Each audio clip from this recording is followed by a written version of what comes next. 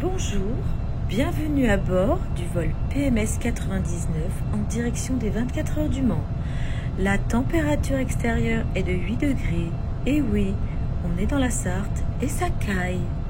La durée du vol sera de 24 heures, à moins qu'un problème technique n'arrive. Attachez vos jugulaires et surtout, ne les détachez que lorsque le drapeau français sera agité.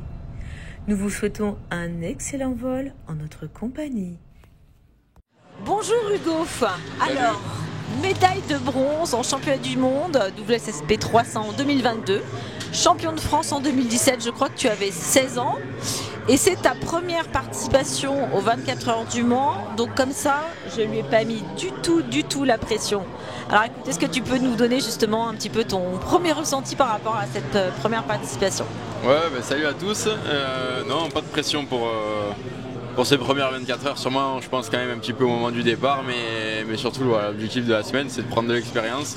Je suis content d'être ici, c'est une belle course et voilà, le tout c'est de prendre de l'expérience. C'est mes premiers tours avec la 1000, donc déjà comprendre comment ça fonctionne une 1000 et l'endurance.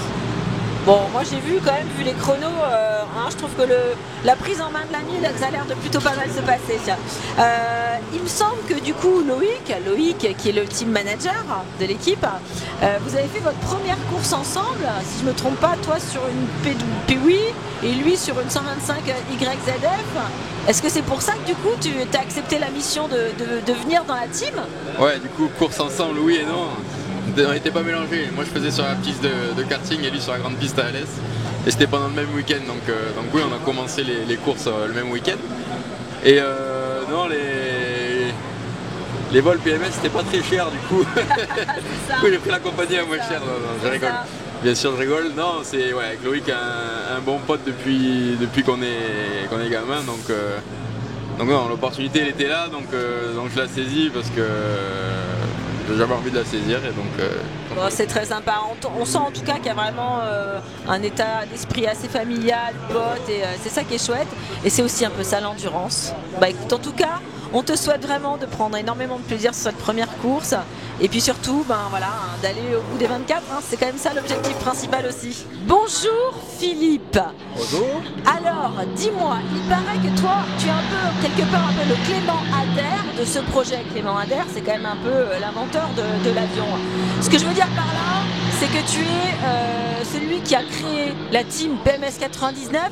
Est-ce que tu peux nous parler un peu plus de la genèse de ce très très beau projet? Oui, mais écoutez, à juste titre, j'étais à l'école Clément Ader dans le Gers. Ah ouais, donc l'histoire se répète un peu. Donc, et effectivement, j'allais à l'école avec une Yamaha 125 blanche et rouge aux couleurs de la moto, bien sûr. Et l'idée de faire des courses, j'étais dans le Gers, Nogaro, ça m'a toujours un petit peu tourmenté. J'avais l'esprit occupé par ça, Eddie Lawson, j'étais un grand fan. Et après l'histoire, je me suis un peu formé professionnellement dans les métiers de l'électricité et de la mécanique.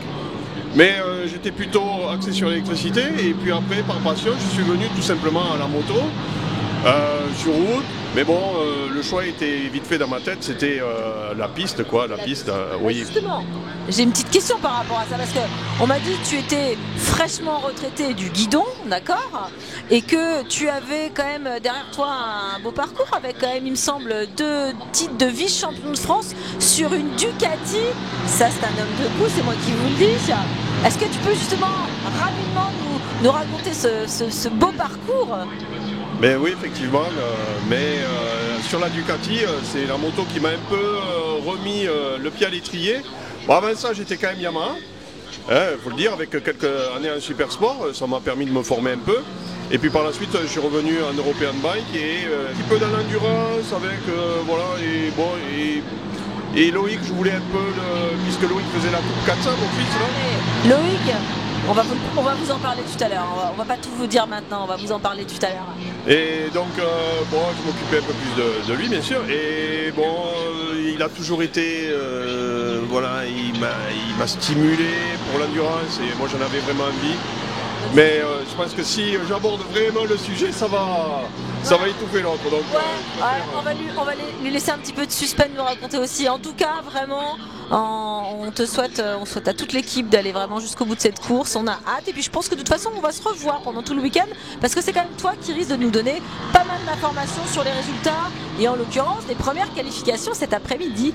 Je te remercie, Philippe. merci, Aurélie. À plus tard. Bonjour Clive, alors il paraît que c'est toi qui affiches le plus d'heures de vol au guidon de cette Yamaha de la team PMS 99. Est-ce que tu peux nous expliquer pourquoi tu n'as pas changé et tu quittes pas la compagnie? Parce que je m'y sens bien, le service est bon. Et après pour parler plus sérieusement, l'ambiance est top, c'est un team hyper familial, je m'y sens bien. Je connais Philippe et Loïc depuis quelques années, Alain et Cathy aussi, Ginesta. Et ça me tenait à cœur de rouler pour eux, et ça me fait super plaisir, je suis content d'être là. Bon, une petite question, dernière petite question. Vélo ou moto? Oui, parce qu'en fait, Clive, on va pas l'embêter. Il est policier au peloton motocycliste de Monaco.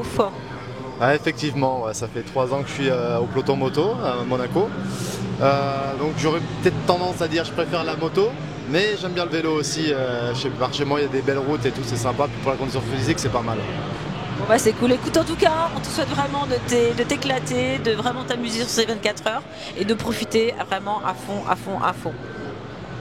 Bonjour Clément, alors écoute, toi il paraît que tu t'occupes des ravitaillements et on m'a dit que tu étais une personne très méticuleuse parce que tu refaisais je crois plus de 26 fois les calculs pour tout ce qui concerne les ravitaillements. Alors on est d'accord avec toi, c'est clair, tu nous feras pas le coup de la panne. Et non, il n'y aura pas le coup de la panne, on a une super équipe comme chaque année et voilà, ça va bien se passer. Bon bah c'est cool. Écoute, j'ai pris à cœur mon rôle aujourd'hui d'hôtesse de l'air et j'ai hésité à venir avec un petit masque à oxygène parce qu'il me semble que tu as une petite anecdote à nous raconter si tu es d'accord, évidemment. Et ouais, aux 24 heures de Barcelone en 2019, première 24 heures, bon, j'avais pas du tout dormi.